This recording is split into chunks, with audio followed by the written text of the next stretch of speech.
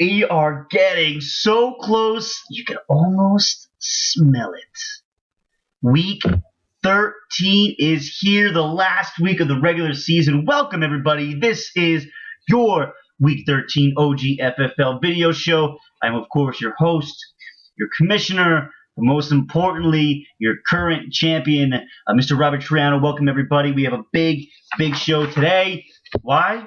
Because, like I said, we are heading into the last week of the regular season. Playoffs are next week. This is a huge week, but I got to say congratulations first off to myself for my second high score this year. Won it by a slim margin once again. Won it by decimal points against Matt a couple weeks ago. And then by less than 2 points this week against Alex. So congratulations to myself. So that brings the yearly tally to Gio 3 times, Alex twice, Richard Mark twice, myself twice, Joe once, and Matt once. Congratulations to everybody. We have one more week, guys.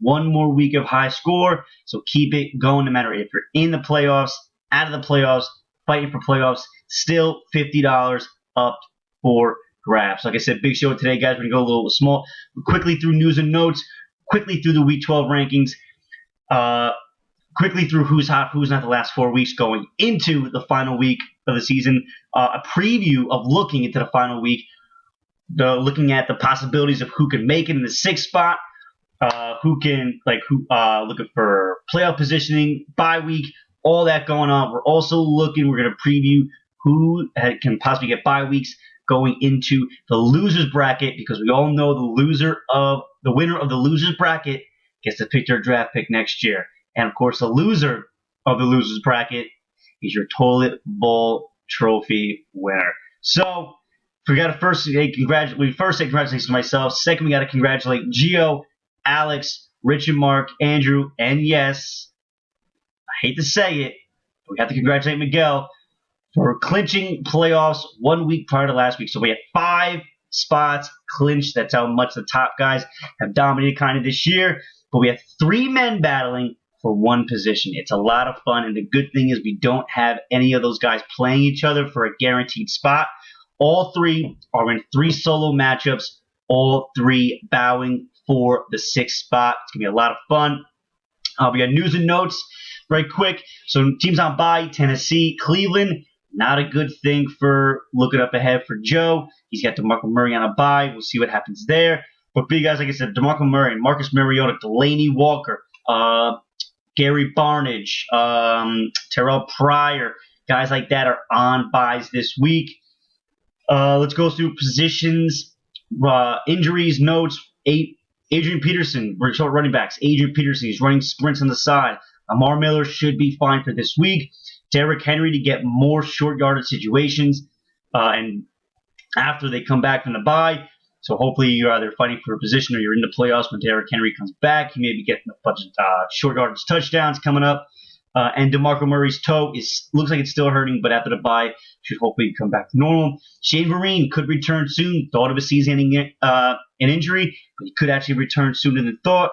Charles Sims could return soon as well. Kenneth Dixon got his season high in touches this week. He had like 17 touches. He's looking to take over the job there in Baltimore. Wide receivers, Terrell Williams dealing with a labrum issue. Now, this is kind of key because he had a torn labrum in college. He played through and ended up getting off-season surgery, but watch out for that. Stephon Diggs still limited with a Thursday night game. Sammy Watkins looks to increase his snaps this week. AJ Green out this week, but is expected back before the end of the season. Does that mean fantasy playoffs? We don't know. T.Y. Hilton looks likely to play this week after that scary back injury. Quarterbacks, Andrew Luck, not out of the concussion protocol, but looks like he should return for the Monday night game. But be careful. Look out. Maybe you pick up another guy just in case. Bradford limited for Thursday night. Watch out for him. Derek Carr dislocated pinky on his throwing hand, but was able to return and still play well. So a week off will do him good. And all Browns quarterbacks are healthy for the first time this year. So who knows? We have another Jets quarterback situation going on, which, by the way, Ryan Fitzpatrick is starting. God, that's such a terrible decision. Bryce Petty should be in there, but that's for Jets fans to sulk over. Browns quarterbacks, like I said, are healthy. Who knows what's going on there? Who knows who's going to start? Doesn't really matter. They're on a bye this week. And who has those players in the playoff situation? Not Not anybody that I see. And tight ends, we have the two big names right here. Rob Gronkowski with a back injury, and that so they deal with the new back injury, and he had some injury, the chest injury the week prior for that. And then Jordan Reed, separated shoulder, came back, played through it. Now that has to do a lot with adrenaline. That crap, it's like a drug. That adrenaline, it'll get you through a lot of things. Who knows if he plays this week? Watch out for him if you have him. Now, I have him in this league, so it doesn't really matter. Watch out in your other leagues, guys.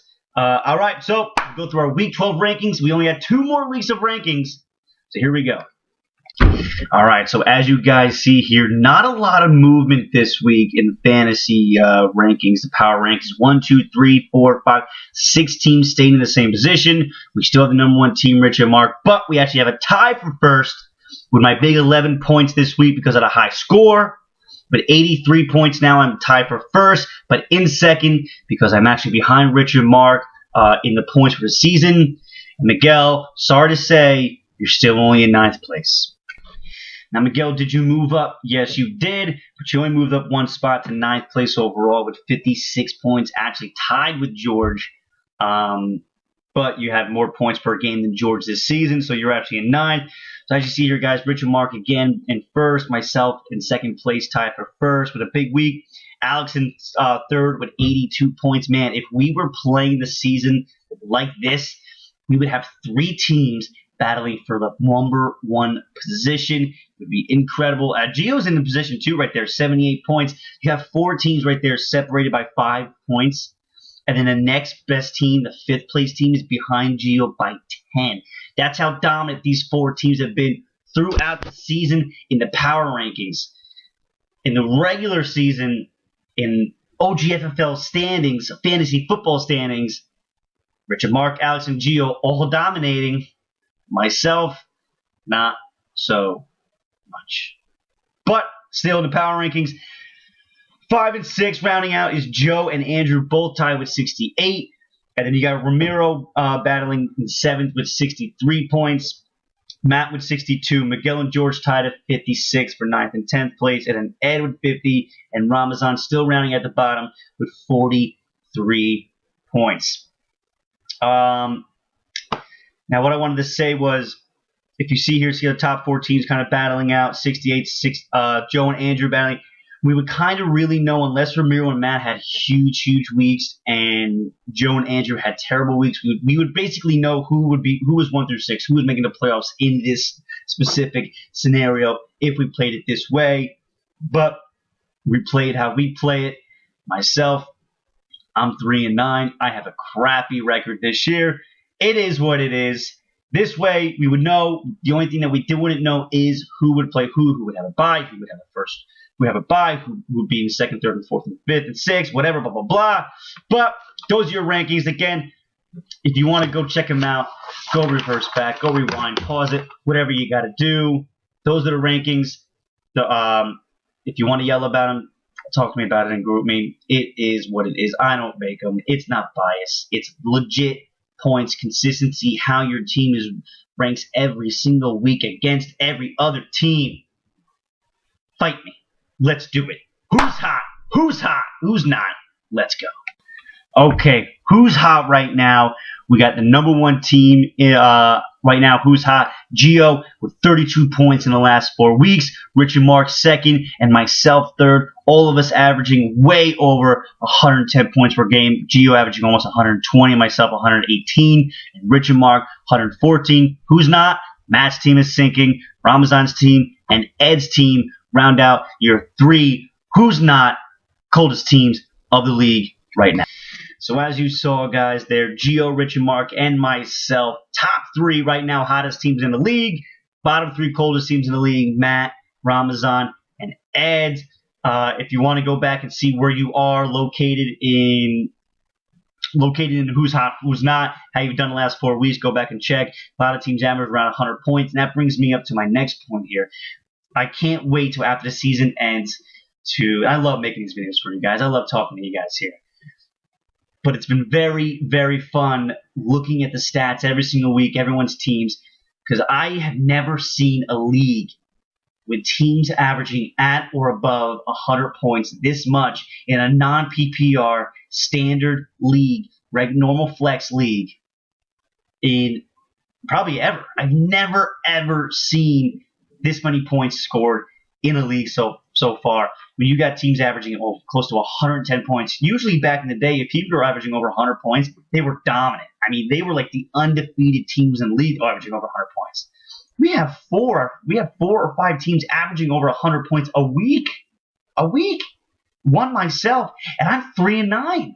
That's incredible. That just shows the parity in this league. It shows the growth of the OGFFL. We as a team, as a league, as a group, have really come very, very far. We've come a long way. We draft better. We pick up players better. We trade better. Man, it is fun to watch us grow as a league. And I'm telling you, this league is just going to keep getting better and better and better.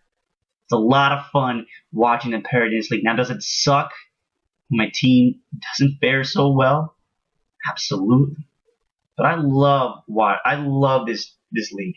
Come on, at 3-9, you think I get motivated because my team sucks to do these videos for you guys? I love doing this. I love talking to you guys every single week. This is so much fun. Now, do I get only an hour and a half, 2 hours a week to do this? Yes, absolutely. I wish I could do it more. But I do it for you guys because I love this league so much. But that's it. That's my rant right there. Oh, no, actually, you know what? I got another rant here. Just keep in my mind. So, yes, parity, schmarity. We got a great, great league. But this one's for Miguel. Miguel, you always say, how could you put me at low in the rankings? My record says this. My standings say that. Blah, blah, blah, blah, blah, blah. Well, I was looking at the ESPN rankings for the NFL teams during my lunch break today. And a specific team was ranked very low compared to what their record says. I'm talking about my New York Football Giants. Now, their record is 8-3, second best in the NFC. Second best in the NFC. I think they're fifth best. No, fourth best in the league. I think the only two teams in the AFC that are ahead of them right now, not tied at 8-3, are Oakland and New England. You got Dallas at 10-1, New England and Oakland at 9-2, and then you got the Giants at 8-3, tied with some other teams, whatever. But 8-3, tied for fourth best record in the league. And the ESPN rankings have them at 10. They're saying 9 teams are ahead of them in the rankings, when only 3 are ahead of them in the standings, to be honest. So you come to me, your rankings stink, they don't mean anything, blah, blah, blah, blah. Well, screw you, Miguel, because my rankings are legit. You're saying ESPN rankings are, they mean nothing, blah, blah. Well, they do, because to be honest, the Giants are one of the 12 teams that are in the playoffs right now. But don't come to me again saying your rankings mean nothing when ESPN ranks the Giants 10th and they got the 4th best record in the league. Your team may be good in standings, but your team, according to my rankings, is only 9th best. Done. That's it. Rant over. Okay, let's go. Let's look at the matchups and the seeding possibilities for this week. I'm going to go really, really quick here. I do not want this video to go too long. A lot of fun here. So as we see, if you look at the standings here, 1 through 3 is up for grabs. 1 through 3 are separated by 8 points. 8 points separate position number 2, technically from 3. So Gio right now is in the lead, 9-3 record, tied with Alex at 9-3, but he's got more points by 4 points. So right now, those two are battling for the number 1 spot in the league. Guys, number 1 is 100 points. Winning the regular season is $100. What did I say? 100 points? $100. You guys are fighting for $100 right now. And the best thing is this, that a lot of the teams that are going into these matchups for playoff seeding and 6th position aren't facing each other. So there's no guarantee winner of that matchup is in, or winner of this matchup is the number 1 seed. No. People face other people. Gio faces me. Alex faces... Who's Alex face? Alex faces Ramazan. And Rich and Mark faces Matt. That's a big matchup, and that's going to be in a blazing 3 picks in about 3 seconds. But it's key. Top 3 right now all face different people.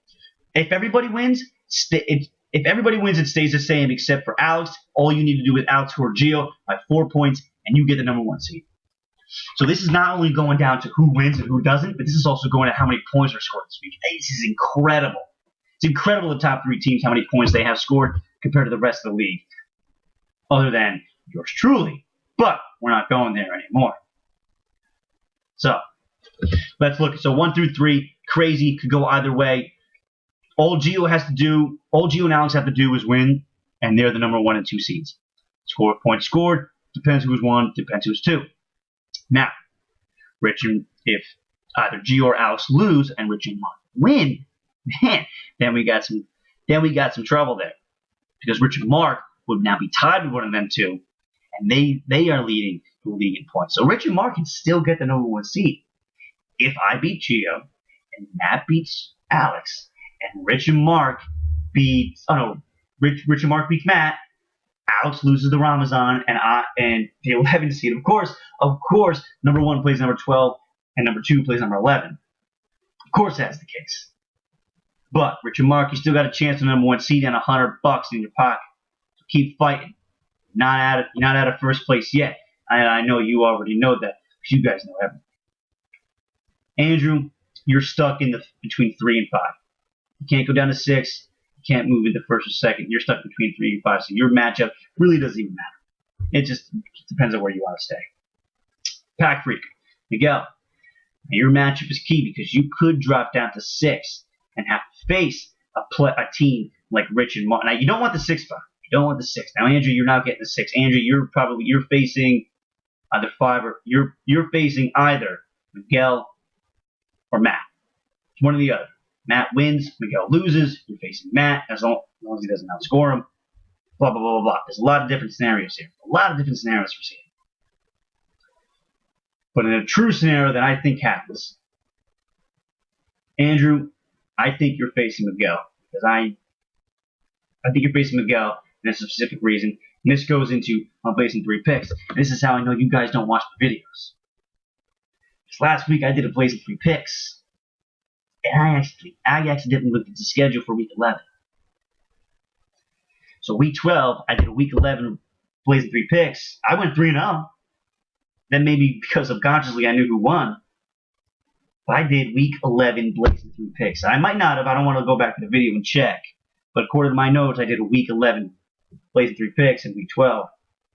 So we're just going to go back. And we're going to be going into the last week of the season. I am 12-12 with Blazing 3 picks. We're going to do the 3 big matchups. Richard Mark versus Matt.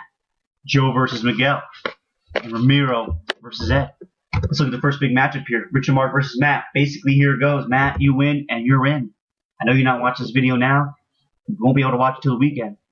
But Matt, you win, and you're in.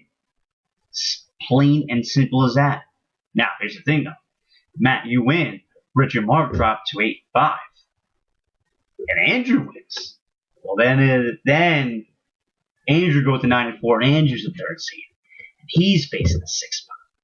So this is basically every single matchup this week, except for...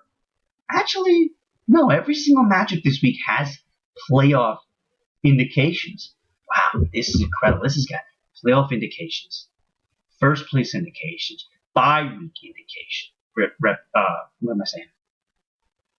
Repercussions. Whatever the hell. Whatever. What I was saying. I don't even know. I'm so excited about this week. I don't even know what I'm saying anymore. Richard Mark versus Matt. My choice here. Who do I think wins? I think, no doubt, I got Richard Mark to win. I think Matt, you lose. I think you go to 6-7. Now, Rich, if you remember a couple weeks ago, I told you 6-7 was going to make the playoffs. I said I was 2-7. I said, man, if I can just win the last 4 weeks, I'm in. 6-7 is gonna make this playoffs. But I lost 2 in a row. I won last week. Thank you, George. I won last week.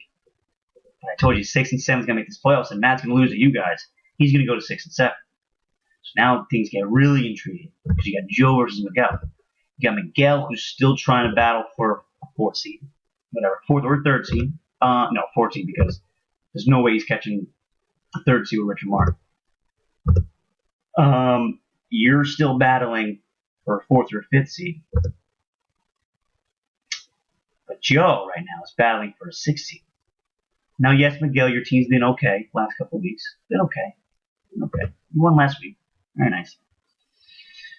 Joe's team's been scored a little more points per week last couple of weeks. 101 to him compared to your 100. So 1 point per week.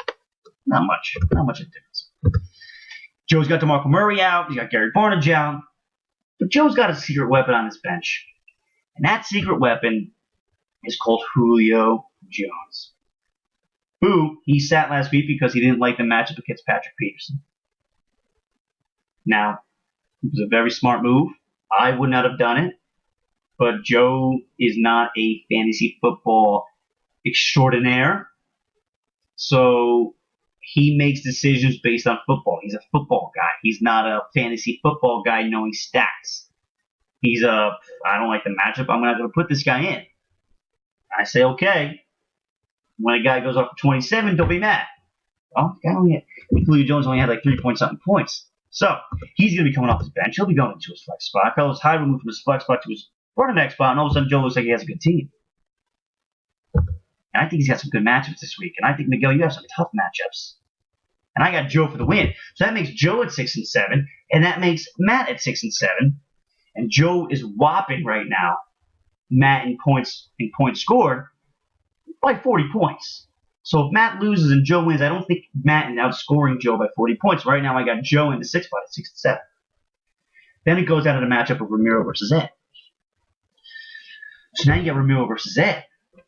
And Ed's got a lot of good matchups. Stafford, Marvin Jones, because he's playing New Orleans. Ramiro, you got some good matchups too. Colin Kaepernick against Chicago. Good matchup. Colin Kaepernick's been a great quarterback so far. But I think the matchups just look too sweet for Ed. And I think Ed would love to get out of this terrible streak that he's in. This cold streak. Can't catch a break. It's his name. Well, Ed, you're going to catch a break this week because you got some fantastic matchups and you're fighting to beat Ramiro. You're going to come out. You're going to come out of this terrible streak that you're in. You're going to beat Ramiro. You're going to crush his dreams. I was trying to be a dream crusher, and I couldn't. I just couldn't. Actually, I crushed George's dreams last week because George could have been 6-7 and in the playoffs. Not really with the points scored. Not too high. But let's be dream crushers, Ed. Let's defeat Ramiro. I got you. Defeated Ramiro. So my blazing 3 picks, I got Rich and Mark beating Matt. I got Joe beating Miguel, and I got Ed beating Ramiro. And I don't think Ed, and because Ramiro loses, he goes down to 6. He goes down to 5-8, and that puts Joe in the playoffs at 6-7. Joe Gingerelli, 2 years in a row playoffs. Oh my God, who would have thought? Wow. I mean, with a 6-7 record, yeah, it is what it is. But still, 2 years in a row, it's impressive. It's impressive for a guy that you think doesn't do anything in fantasy football. Now, I would agree he doesn't do much. But hey, he does his thing when he has to. So in my projections, Gio's team, your team is a stud. I think that team, you could probably win high score for the 4th time in the last 6 weeks. I think the final projection right now, here's my projection. Here we go. I'm going to end the video on this. I hope you stayed for this long, because my final projection is here. Number 1 seed, you got Gio. Gio, number 1 seed. Number 2, Alex. Just because I think your 2 teams win it. So bing, bang, boom, I think your teams win it. And I think Gio wins high score this week, so Alex can't catch up. So I got Gio and Alex, your 1 and 2 spot. 3rd, well, I already said Richard Mark won, so Richard Mark was the 3rd seed. Who will Richard Mark be facing as the 6th seed? I got Joe. Joe's in the 6th seed. So now, your 4 seed and your 5 seed. Now, this is very important because 4 seed, 5 seed, winner of that depicts who goes and faces. I don't wait. No, to be honest, it really doesn't matter. So I got Andrew and Miguel going in the 4th and 5th spot facing each other first round of the playoffs. I think that's an automatic. I think, Miguel, you were right saying that. And that's it, guys. And I think so here you go. You're going to have Matt, and you're going to have Ramiro as your number 1 and 2 seeds with your buys in your losers bracket. And then I think you're going to have me versus, You're going to have me versus, who does George play? Andrew. I think you're going to lose. Ed's going to win. So I think it's going to be me versus Ed, first round of the playoffs of the losers bracket, and Ramazan versus George. Those are my predictions. I'm going to write them down, see how it works out. But that's it, guys. Good luck this week, the last week of the regular season. Playoffs, every single matchup this week has playoff repercussions. I can't wait to watch this week. Oh, and All-Stars Thursday night, Dallas versus Minnesota. This video went a lot longer than I wanted it to. Hope you watched the whole thing. Have a good night. Good luck this week, and I'll see you all next week.